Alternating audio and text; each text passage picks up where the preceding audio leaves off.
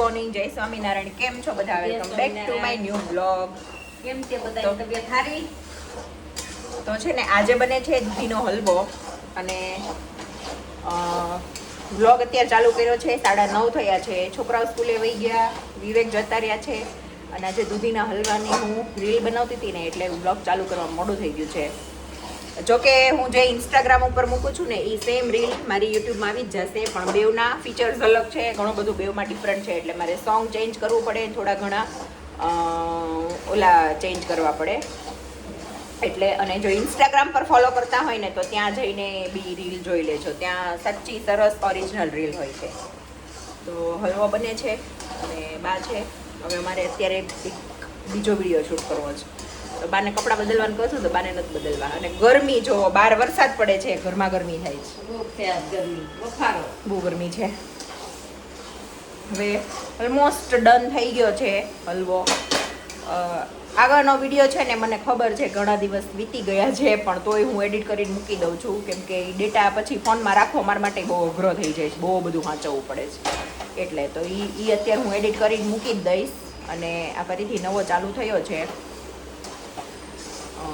બીજું શું કહેવાનું હતું? હા, હજી રસોઈ બાકી છે, કેમ કે આજે વિવેકને ટિફિન નહોતું, એના જે બહાર જવાનું હતું ને ભરૂચ, એટલે તો એ ખાલી દૂધ પીને ગયા છે.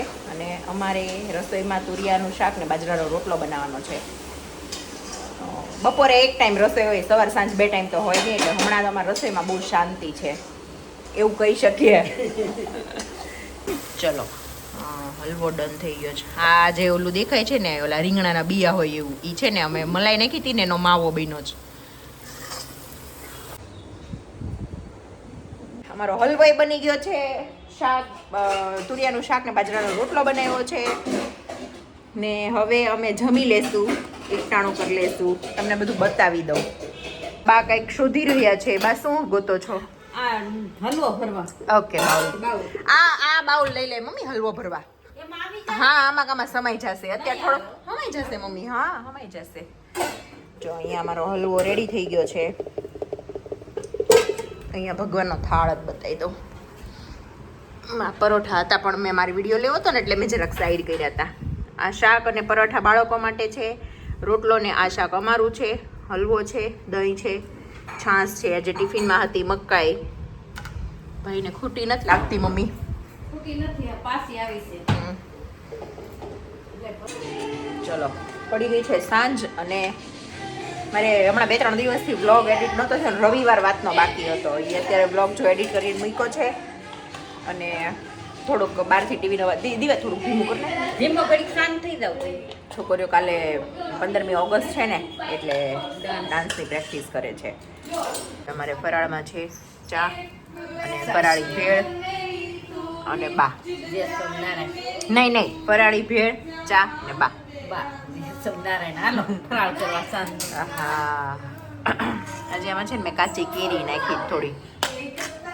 કાગડા કેરી આવે ને આમાં છે ફરાળી ખાખરા ને આમાં છે વેફર. બહુ બેસ્ટ ખાખરા છે. તો ચલો અમે ફરાળ કરી લઈએ.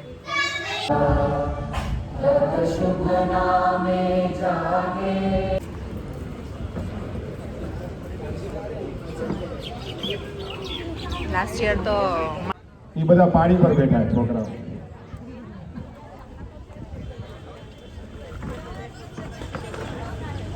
ચલો, તમે રેડી હોય ત્યારે થમ્સ અપ કરો અંકલ, એટલે ચાલુ કરે. ચલો, સ્ટાર્ટ.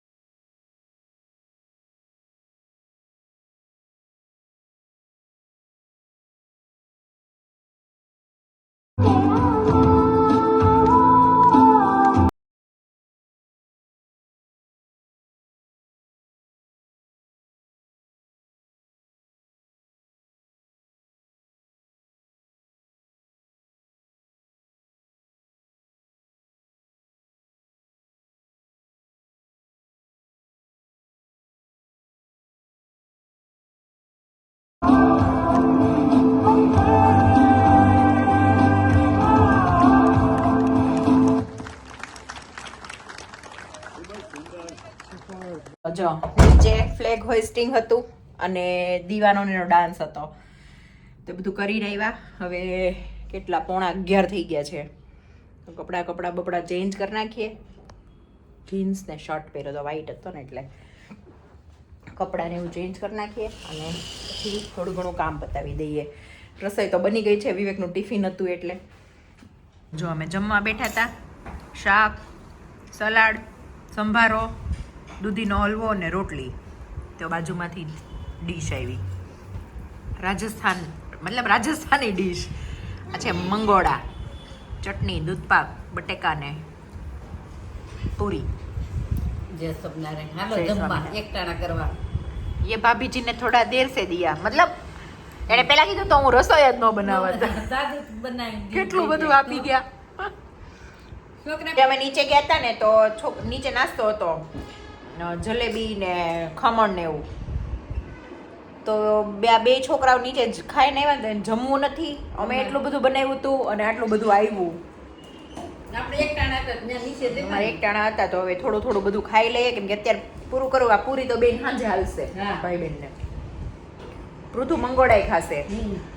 મંગોડા છે બહુ ટેસ્ટી છે. મેં ટેસ્ટ કર્યું ને બહુ મસ્ત છે.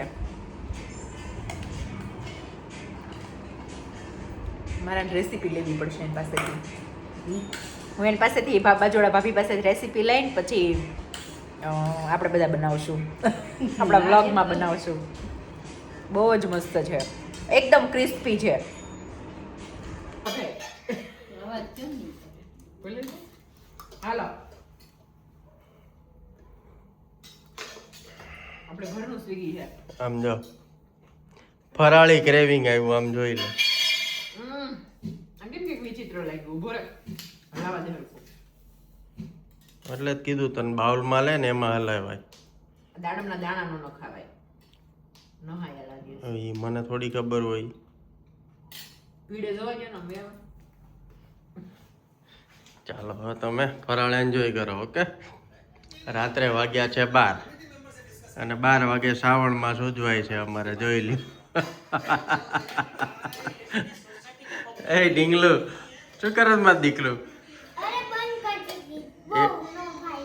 ઓકે, વાંધો નહીં. તો મંદે જોતો હોય તો થોડોક ઉપરથી નાખવા. તને ખાવ.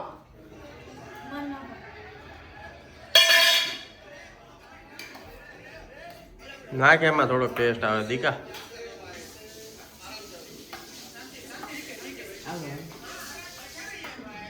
ચાલો ખાઈ લ્યો. ઓકે, હેલો બધાને. જો હું અત્યારે વ્લોગ એડિટ કરતી હતી ને તો મેં જોયું 2 દિવસનો વ્લોગ છે ને તો એ બહુ નાનો વ્લોગ છે બરાબર. તો મને થયું કે ચલ હું જે કામ કરું છું ને એના વિશે થોડી વાત કરી દઉં. તમને બધાને ખબર છે કે મેં ડિજિટલ સ્કિલ શીખવાનું સ્ટાર્ટ કર્યું છે ઘણા ટાઈમથી અને હવે હું એમાં ઘણી ખરી મતલબ શીખી ગઈ છું ઘણું ખરું ને મારું કામ સ્ટાર્ટ છે તમને બધાને ખબર છે.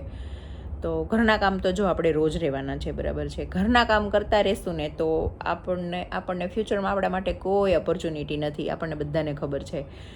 પણ આપણે લાઈફમાં કંઈક શીખ્યા હશું, કંઈક થોડાક આગળ ગ્રો કરશું તો આપણા માટે ઘણી બધી ઓપોર્ચ્યુનિટી છે ઇન ફ્યુચર રીતે.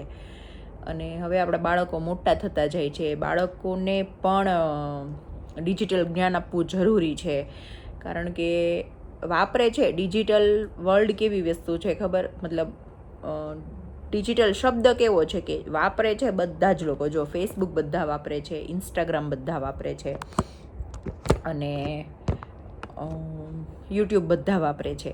પણ એ જ વસ્તુને તમે કેવી રીતે તમારી ઇન્કમમાં કન્વર્ટ કરી શકો છો ને એ કોઈને નથી ખબર. પ્લસ ખાલી ફોન અને ઇન્ટરનેટથી પણ આપણે ઘરે બેઠા બેઠા એટલી સારી લાઈફ મેળવી શકીએ છીએ ને એના વિશે પણ ઘણા ખરા લોકોને નોલેજ નથી.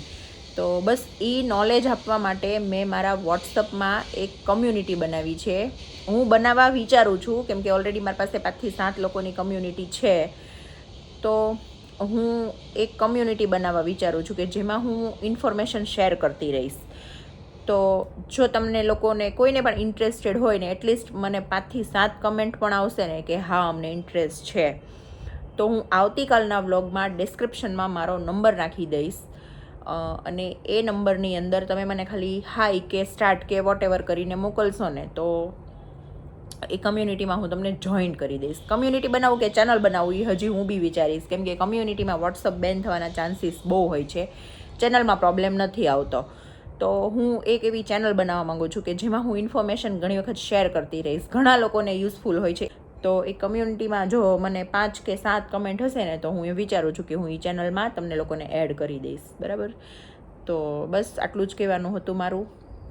અને ડિજિટલ વર્લ્ડ છે ને એ જોવા જાણવા શીખવા જેવું છે અને જોયા જાણ્યા શીખ્યા પછી પણ આપણે એમાંથી અર્નિંગ કરી શકીએ છીએ તો કેમ નહીં. હું તો કહું છું કે દરેક હાઉસવાઈફને, જોબ પર્સનને, સ્ટુડન્ટને ઇવન પણ કરવું જોઈએ. હું તો એવું માનું છું કે મને ગમ્યું છે, પર્સનલી મને બહુ ગમ્યું છે.